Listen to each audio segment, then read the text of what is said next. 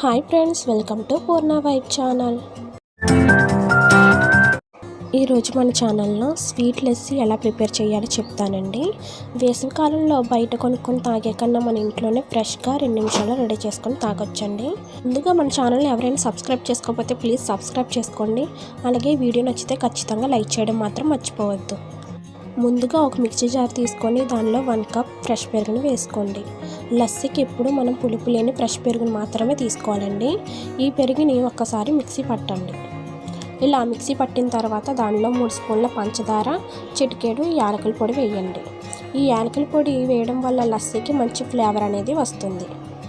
అలాగే 2 ఐస్ క్యూబ్లు కూడా వేసుకొని 1 నిమిషం పాటు మిక్సీ పట్టండి. తర్వాత ఒక గ్లాసులోకి తీసుకొని సర్వ్ చేసుకోండి.